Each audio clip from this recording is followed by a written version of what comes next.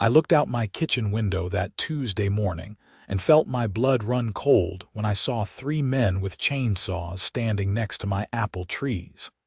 Not just standing there, actually cutting into the bark of my oldest Honeycrisp, the one that had been producing fruit for the past 7 years. The sound of the chainsaw roaring to life snapped me out of my frozen state, and I bolted out the back door so fast I nearly tripped over my own feet. "What the hell are you doing?"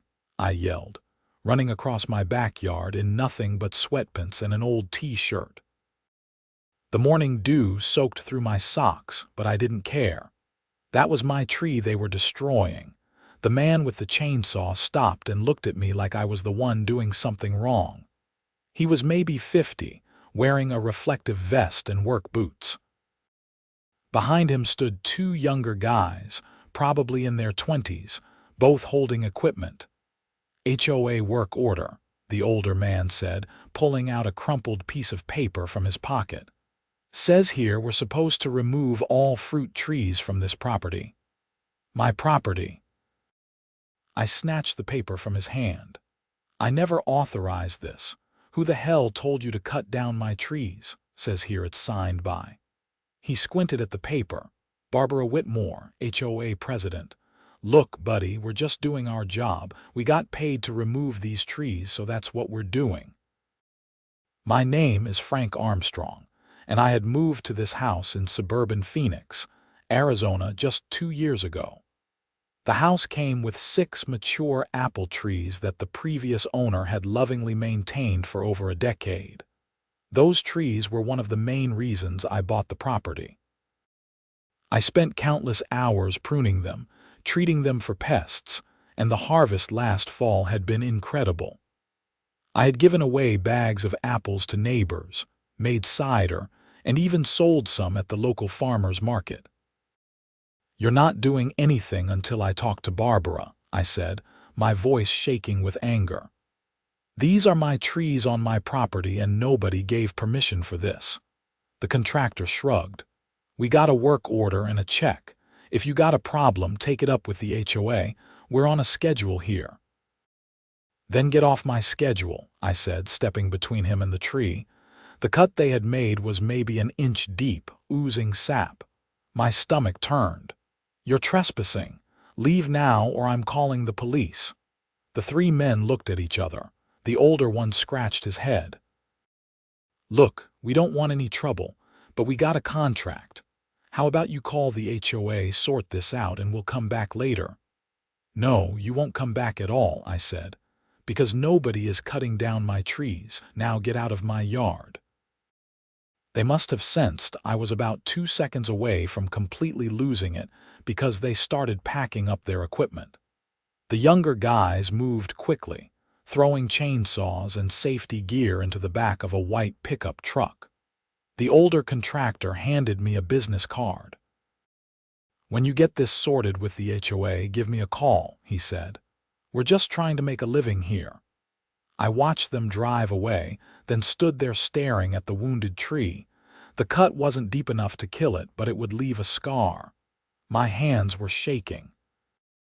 I pulled out my phone and called the HOA management company. The phone rang 4 times before a chirpy voice answered. "Sunset Hills HOA Management. This is Jennifer speaking. How may I help you?" "This is Frank Armstrong from 4782 Desert View Drive. I need to speak to Barbara Whitmore right now." "I'm sorry, Mrs. Whitmore isn't in the office on Tuesdays. Can I take a message?" "No, you cannot take a message," I said, trying to keep my voice level. "I just stopped a tree removal crew from cutting down my apple trees. They had a work order signed by Barbara. I need to speak to her immediately." There was a pause. "Oh yes, I see the work order here in the system. The tree removal was scheduled for this morning. Without my permission. Without even notifying me, that's illegal." "Well, actually," Jennifer's voice took on that condescending tone I had come to associate with HOA employees. "According to the CC and Articus that you signed when you purchased your home, The HOA has the right to maintain common areas and enforce community standards.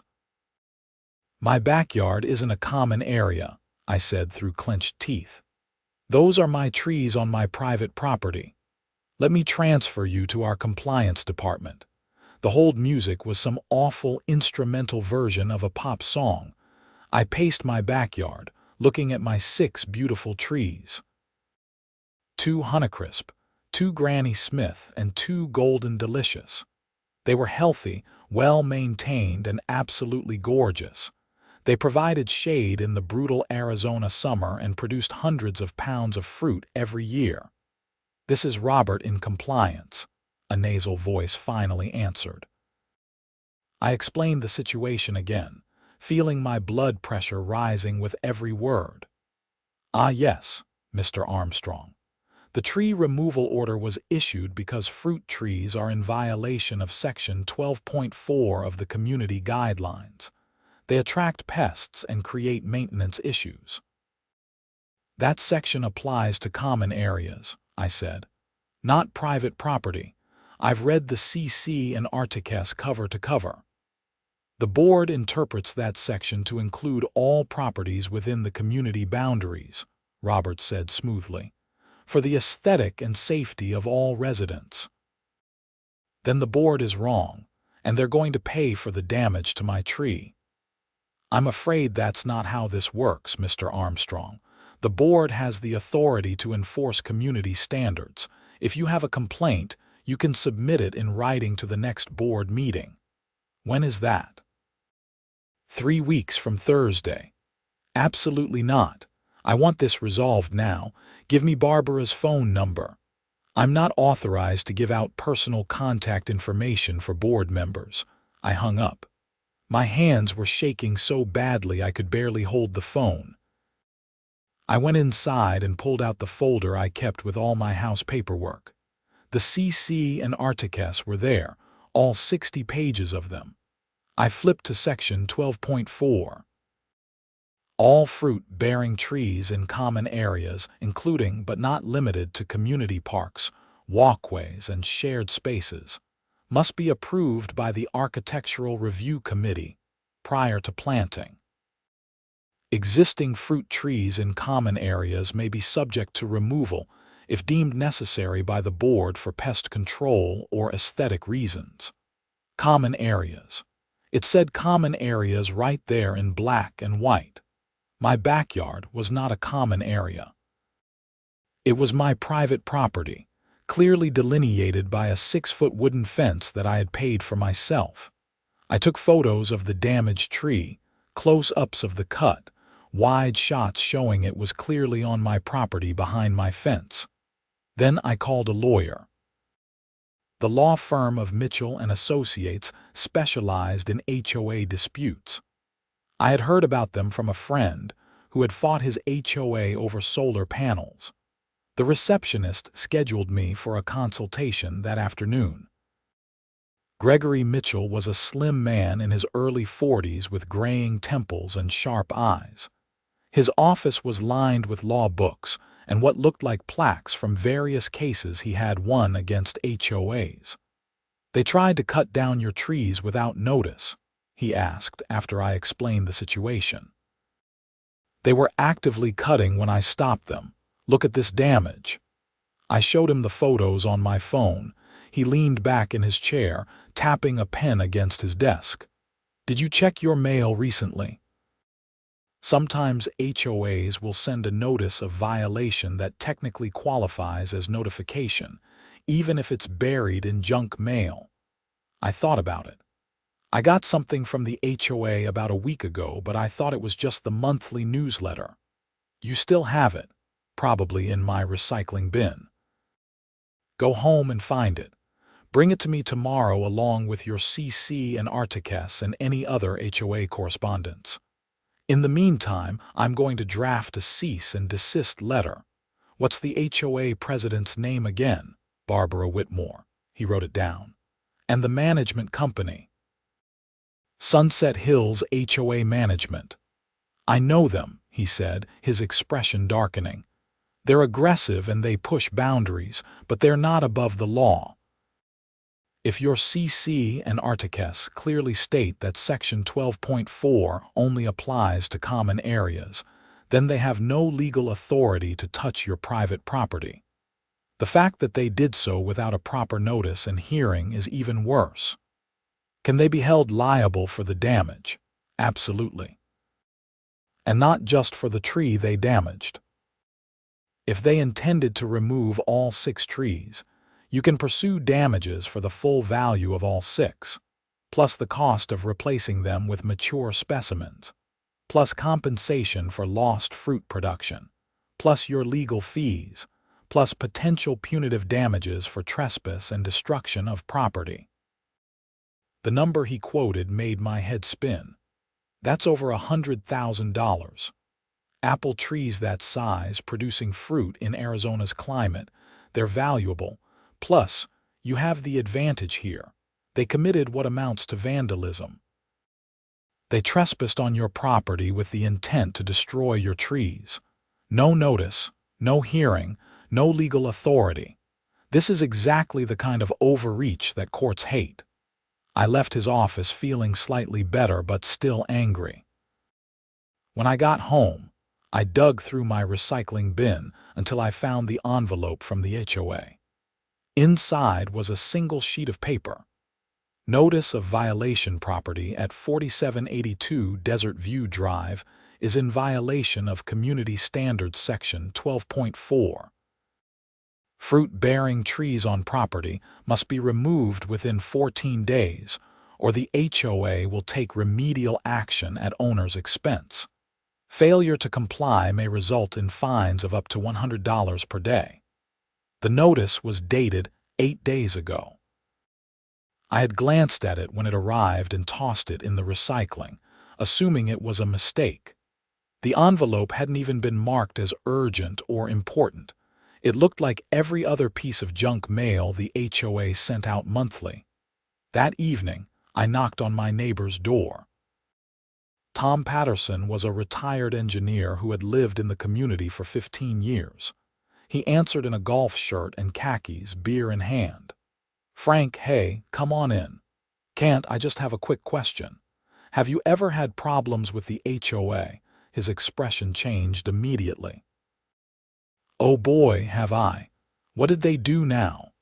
"They tried to cut down my apple trees this morning." "No kidding." "Barbara's been on a warpath lately. She got elected president 6 months ago and she's been looking for violations everywhere. Sent me a notice last month about my mailbox being the wrong shade of bronze." "Bronze? Like anyone can tell the difference between 2 shades of bronze." "Did you fight it?" "Nah, I just repainted the stupid mailbox. Not worth the hassle, but trees. That's different. Those are your trees, Frank." "They were there when you bought the place." "You know Barbara. Like, have you dealt with her personally?" Tom took a long drink of his beer. "Unfortunately, yes. She lives 3 streets over in one of the big houses on the hill. Used to be an attorney before she retired. She thinks the HOA is her personal kingdom. Between you and me, I think she ran for president just so she could boss people around. That explained a lot. Do you think other people in the neighborhood would back me up if this goes to court against Barbara?" "Half the neighborhood would probably throw you a parade. But nobody wants to get on her bad side because she'll make your life hell. She can fine you for anything. Your grass is a 1/4 inch too long. Fine. Your trash can is visible from the street. Fine." She sent the Johnsons a violation notice because their kid left a bike on the driveway overnight. I thanked Tom and went back home. That night, I barely slept. Every time I closed my eyes, I saw that chainsaw cutting into my tree. The next morning, I took all my documentation to Gregory Mitchell's office. He reviewed everything carefully, making notes on a legal pad. "This notice is insufficient," he said finally. 8 days isn't 14 days, so they violated their own timeline. More importantly, The notice cites Section 12.4 but doesn't explain how your private property falls under that section. The language is vague and misleading. A reasonable person would assume this was a mistake. So what do? First, I send them a cease and desist. Then, we file a complaint in Superior Court for trespassing, property damage, and injunctive relief to prevent any further attempts to remove your trees. We'll also demand full restitution for damages. How long will this take? Depends on whether they fight it. If they're smart, they'll settle. If they're stubborn, we go to trial. Could be anywhere from 3 months to a year. A year. Arizona courts are backed up, but in the meantime, they can't touch your trees. And every day this drags on, their liability increases because it shows a pattern of harassment and abuse of authority. Gregory drafted the cease and desist letter while I waited. It was 3 pages of legal language that basically said, back off or face serious legal consequences. He sent it via certified mail and email to Barbara Whitmore, the HOA management company, and the tree removal contractors. I thought that would be the end of it, at least temporarily. I was wrong. 2 days later, I came home from work to find a bright orange sticker on my front door. Notice of emergency board hearing your property has been deemed a community hazard. Mandatory attendance required Thursday, June 12th at 7 p.m. Failure to attend may result in immediate fines and liens against your property. The hearing was in 2 days. I called Gregory immediately. They're panicking, he said. An emergency hearing is their way of trying to legitimize what they did after the fact. Don't worry, I'll be there with you. Thursday evening, I drove to the community center with Gregory. The parking lot was surprisingly full. Inside, the meeting room was set up with a long table at the front where 5 board members sat. Barbara Whitmore was in the center, a woman in her late 50s with perfectly styled blonde hair and a navy blue pantsuit that probably cost more than my car payment. She had the kind of face that looked like it was in a permanent state of disapproval. The room was packed with residents. I recognized Tom from down the street and several other neighbors I had waved to but never really talked to. Barbara banged a gavel. This emergency hearing will come to order. We're here to discuss the violations at 4782 Desert View Drive, owned by Frank Armstrong. Mr. Armstrong, please come forward. Gregory and I walked to the front. He set his briefcase down with a loud thunk that made Barbara flinch. Before we begin, Gregory said, I'm Gregory Mitchell, attorney for Mr. Armstrong.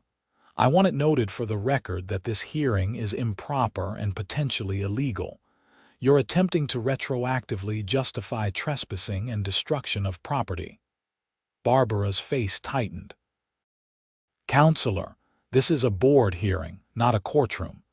Mr. Armstrong violated community standards and we took appropriate action. You took action without proper authority, Gregory said calmly. Section 12.4 of the CC and Articus explicitly limits tree removal to common areas. Mr. Armstrong's private backyard is not a common area. The board interprets that section to include all properties for the safety and aesthetic welfare of the community, Barbara said. The board doesn't get to reinterpret clear contract language, Gregory replied. And even if they did, you failed to provide proper notice, failed to hold a hearing before taking action, and failed to give Mr. Armstrong any opportunity to be heard. That's a violation of his due process rights and the HOA's own bylaws. One of the other board members, a balding man in his 60s, leaned forward. The trees attract pests. We've had complaints about fruit falling and creating a mess. From whom? Gregory asked. I'd like to see those complaints in writing. The board members looked at each other. Barbara shuffled some papers. The complaints were verbal. So there are no actual complaints, Gregory said. You manufactured a violation to justify your actions. Now see here, Barbara's voice rose. I will not be spoken to like this. This is my board, and we have the authority to maintain community standards. It's not your board, Mrs. Whitmore. You're an elected volunteer with limited authority as defined by the CC and Articus and Arizona state law. You violated both. My client has suffered property damage, emotional distress, and lost value to his home. He will be seeking full restitution. The room had gone completely silent. Barbara looked like she wanted to climb across the table and strangle Gregory. The other board members looked uncomfortable. This hearing is over, Barbara said abruptly. The board will take the matter under advisement. The board will do more than that, Gregory said. You will immediately rescind the violation notice, provide written confirmation that Mr. Armstrong's trees are not in violation of any community standards, and compensate him for the damage to his Honeycrisp tree. If you fail to do so within 7 days, we will file suit in Superior Court. We walked out. Behind us, the room erupted in conversation. In the parking lot, Tom Patterson caught up with me. That was incredible, he said, grinning. Barbara looked like she was going to have a stroke. Listen, if you need people to testify or sign statements or whatever, I'm in. So are about 20 other people in there. We're all sick of her power trips. Over the next week, I got phone calls and emails from neighbors I barely knew. All of them offered support. Several shared their own horror stories about Barbara and the board. One couple had been fined $5,000 for installing a satellite dish.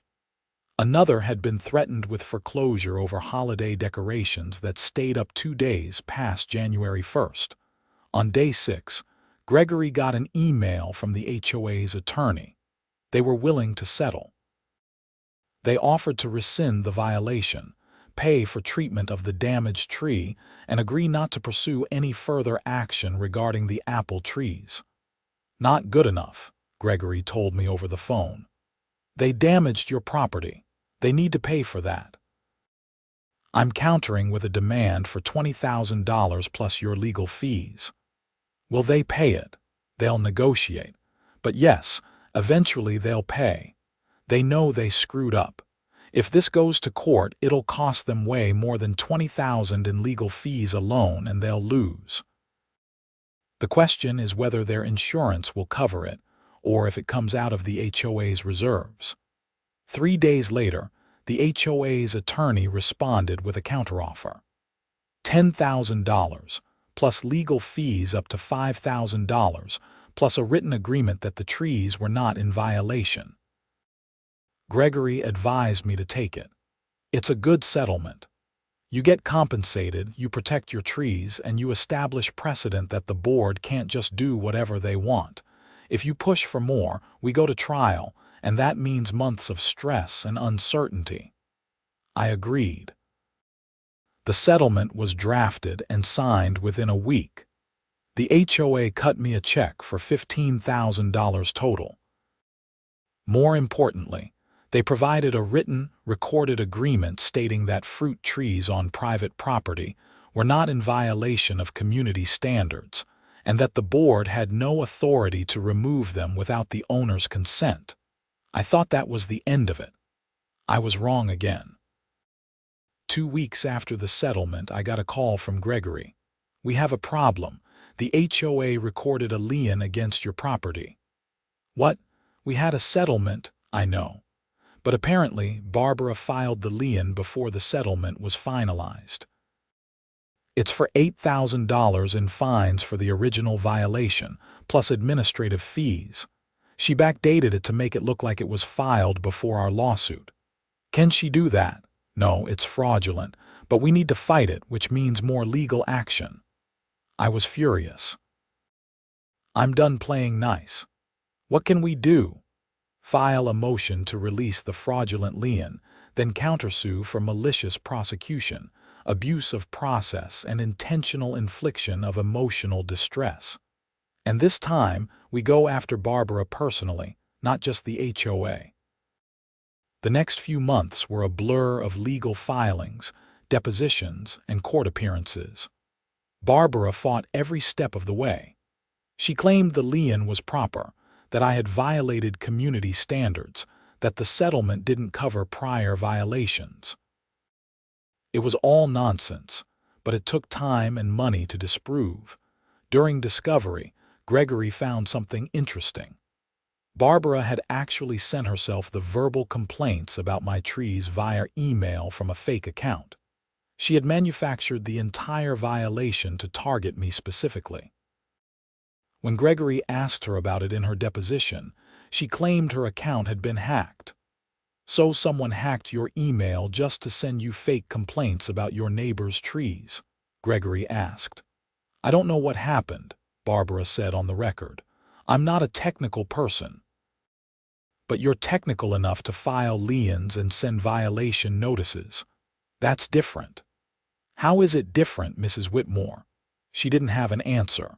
The deposition went on for 4 hours, and by the end, her own attorney looked exhausted. Gregory told me afterward that it was one of the most satisfying depositions of his career. She's lying, and she knows we know she's lying, but she's so committed to her story that she can't back down.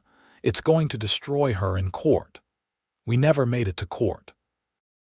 2 weeks before trial, the HOA's insurance company stepped in.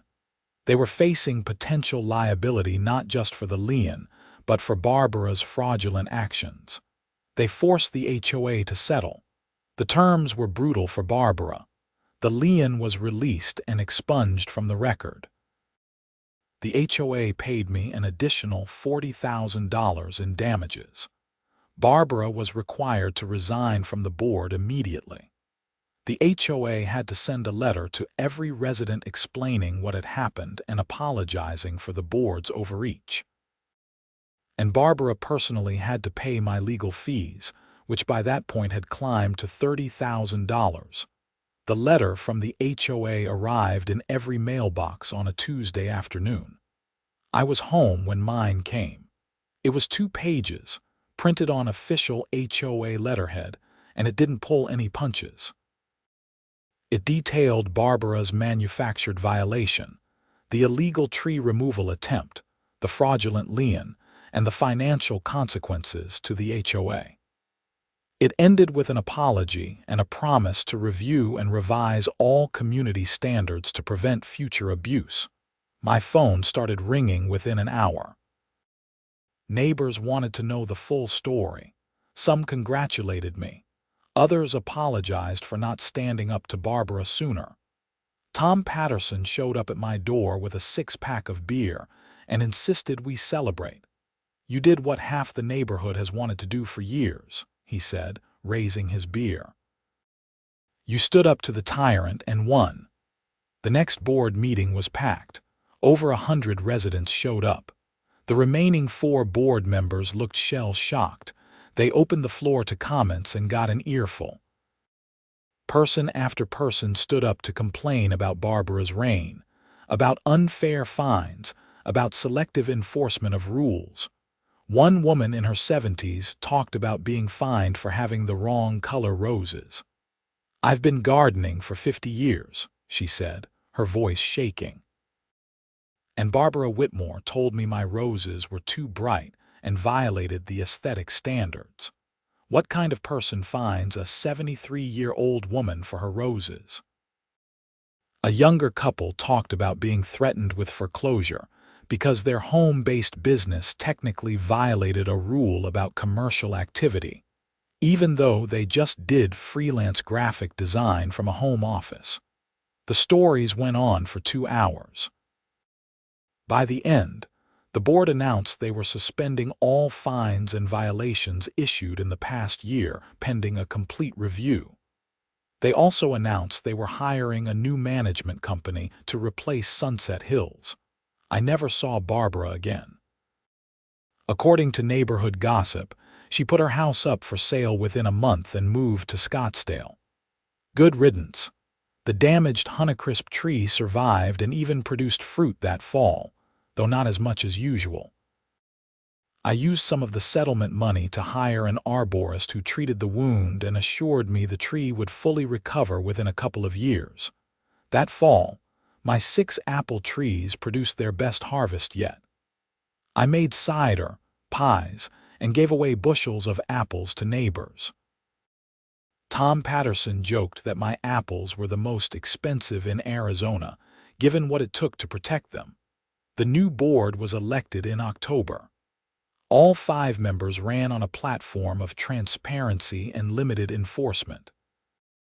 They immediately revised the community standards, clarifying that private property was private and that the board's authority was limited to genuine community issues like safety hazards and abandoned properties.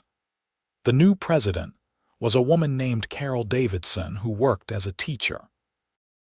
At her first board meeting, she made a point of coming over to shake my hand. "Thank you for what you did," she said. "You exposed a corrupt system and forced us to change. This is a better community because of you."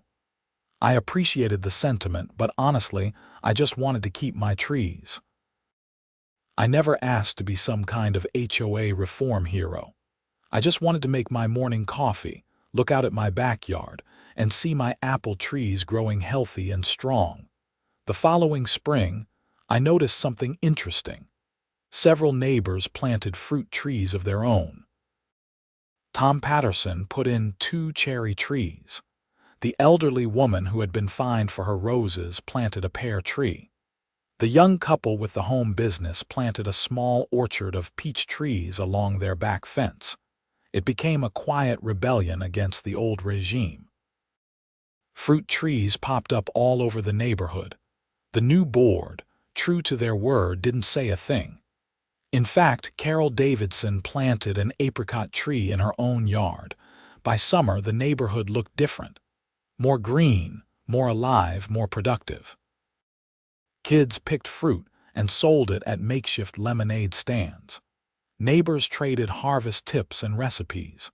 Someone organized a community canning day where people brought their excess fruit to make preserves together. The whole experience taught me something about power and authority. Barbara Whitmore had legal authority as HOA president, but she abused it so badly that she lost all legitimacy. When people saw that authority could be challenged and defeated, they found the courage to stand up for themselves. I never wanted to fight the HOA. I just wanted my apple trees. But sometimes you have to fight for what's yours, even when the fight seems overwhelming and the opposition seems unbeatable. Sometimes you have to risk everything to protect something you love. The scars on my Honeycrisp tree faded over time, but they never fully disappeared. Every time I looked at that tree, I remembered the morning I ran outside in my socks and stopped 3 men with chainsaws. I remembered the fear and anger and helplessness I felt. But I also remembered that I won. Not because I was special or brave or particularly clever, but because I was right and I refused to back down. Gregory Mitchell and I stayed in touch. He sent me a fruit basket every Christmas made entirely from local Arizona produce, including apples from my own trees after that first harvest following the settlement. He told me the case became one of his favorite stories to tell potential clients. "You were the perfect plaintiff," he said once over coffee. "You had clear property rights, clear documentation, clear evidence of wrongdoing, and you were sympathetic. Judges love cases like yours because they get to punish bad actors and protect homeowners." I asked him how often HOAs got away with this kind of overreach. "Too often," he said. "Most people don't fight back because it's expensive and time-consuming and stressful. HOAs count on that. They count on people just paying the fine or accepting the violation because it's easier than fighting. That's why cases like yours are so important. They set precedent, and they show other homeowners that you can fight back and win." The settlement money changed my life in small ways. I used some of it to upgrade my irrigation system so my trees got consistent, proper watering. I bought better pruning equipment and took a class on fruit tree care at the local community college. I even started a small side business selling fresh apples and cider at the farmer's market on weekends. But the best change was intangible. I felt more connected to my community. Before the fight with the HOA, I barely knew my neighbors. I waved, made small talk about weather, but kept to myself. After I was part of something, people knew my name. They stopped to chat. They asked advice about their own trees. I became the unofficial neighborhood expert on growing fruit in the Arizona desert. One day in late September, about 18 months after the whole thing started, I was picking apples from my golden delicious tree when a car pulled up. A young couple got out, late 20s, looking at houses in the neighborhood. "Excuse me," the woman called. "Are you the guy who fought the HOA?" I climbed down from my ladder. "That's me." "We're thinking about buying a house on Seguero Street," the man said. The realtor mentioned what happened with you and the board. She said it's a really good neighborhood now because of what you did. "It's always been a good neighborhood," I said. "Just had some bad leadership for a while." "Still," the woman said, "it's nice to know that residents have rights here, that the HOA can't just do whatever they want." I offered them some apples and we talked for 20 minutes about the neighborhood, the new board, the community garden someone had started in one of the common areas. They bought the house on Seguero Street 3 weeks later. At the closing, they sent me a thank you note. The incident with Barbara and the HOA taught me that systems of power only work when people accept them. The moment you question that power, demand accountability, and refuse to be intimidated, the whole structure can collapse. Barbara seemed invincible when she was HOA president. She had authority, she had backing from the management company, she had 5 years of precedent doing whatever she wanted. But all it took was one person saying no, one person willing to fight, and her entire empire crumbled. I kept every piece of documentation from the case in a folder in my office. The violation notices, the settlement agreement, the court filings, everything. Sometimes I pulled it out and read through it, just to remind myself that it really happened. That I really stood in my backyard and stopped those men from cutting down my trees. That I really took on an entire HOA board and won. My apple trees are 8 years old now. They're mature, healthy, and beautiful. Every spring they explode with white and pink blossoms that attract bees from all over the neighborhood. Every summer, the fruit grows heavy on the branches, swelling and ripening in the intense Arizona sun. Every fall, I harvest hundreds of pounds of perfect apples. The scar on the Honeycrisp is still visible if you know where to look. A thick band of rougher bark about 4 feet up the trunk, where the chainsaw bit in that Tuesday morning. But the tree grew around it, sealed it off, and kept growing. The scar didn't stop it from producing fruit. If anything, that tree produces more than any of the others, as if it's determined to prove it survived. I think about that tree sometimes when I face challenges in other parts of my life. We all carry scars from battles we've fought, wounds that never quite heal completely. But like that tree, we can grow around them, seal them off, and keep producing. Keep living. Keep thriving.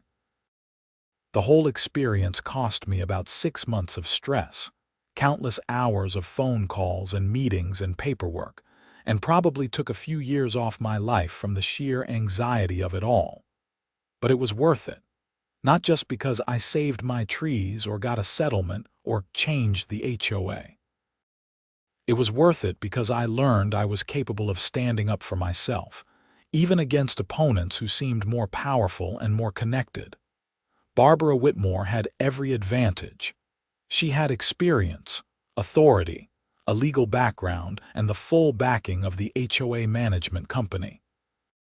I was just one guy who liked apple trees, but I had something she didn't have. I had the law on my side and I had the courage to use it. If I could go back and do it all again, I wouldn't change a thing. Well, maybe I would have put on shoes before running outside that Tuesday morning. My socks were completely ruined by the wet grass. But other than that, no regrets. The neighborhood still talks about it sometimes. New residents hear the story and ask me about it. I always tell them the truth. It wasn't fun, it wasn't easy, and there were times I wanted to give up. But it was necessary.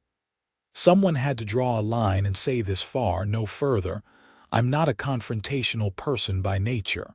I'm an accountant. I like numbers and spreadsheets and order. I don't like conflict or drama or attention. But sometimes life puts you in a position where you have to fight, whether you want to or not. Sometimes you have to become someone you never planned to be. Those 6 apple trees made me who I am today. Not just because of the fight to save them, but because of what they represent. They represent home, permanence, investment in the future. When you plant a fruit tree, you're saying, I'll be here long enough to see this grow. I'll be here for the harvest. I'm not going anywhere. Barbara Whitmore wanted to cut down my trees to prove she had power, to show she could, to demonstrate her authority. But in doing so, she revealed the emptiness of power without legitimacy. She had the title and the position, but she didn't have the right, and in the end, that made all the difference. The settlement money is long gone now, spent on practical things like tree care and legal fees and home improvements. But the lesson remains. Stand up for what's yours. Fight when you need to fight. Don't let anyone, no matter how powerful or official they seem, take something from you without justification. My apple trees are my legacy to this neighborhood. Long after I'm gone, they'll still be here, producing fruit, providing shade, standing as a testament to the fact that one person really can make a difference. That tyranny, even small-scale suburban tyranny, can be defeated. That justice, even in something as simple as a property dispute over fruit trees, matters. Every Tuesday morning, I make my coffee and look out my kitchen window at those 6 beautiful trees. And I remember that Tuesday morning when everything changed. When I ran outside in my socks and said no. When I decided my trees were worth fighting for. When I learned that sometimes the scariest moments are the ones that define us. The best apple pie I ever made came from that scarred Honeycrisp tree. Something about the stress the tree went through that year made the apples sweeter, more complex in flavor. Or maybe it just tasted better because of what that tree represented. Survival, resilience, victory. I think Barbara learned something too, though I doubt she'd ever admit it. She learned that authority is not the same as power, and power is not the same as right. She learned that people will only be pushed so far before they push back. She learned that manufacturing violations and abusing authority has consequences. The new HOA board is boring in the best possible way. They fix streetlights, organize the annual neighborhood garage sale, and maintain the community pool. They don't send violation notices unless there's a genuine safety issue. They don't fine people for aesthetic disagreements. They govern with a light touch and common sense. It's remarkable how much better everything runs when the people in charge aren't on power trips. I still have Gregory Mitchell's business card in my wallet. I've recommended him to 3 different neighbors for various HOA disputes.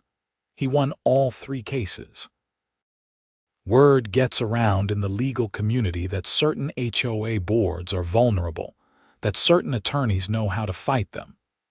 The balance of power has shifted in our neighborhood, and it's all because of 6 apple trees and 1 stubborn homeowner who refused to back down.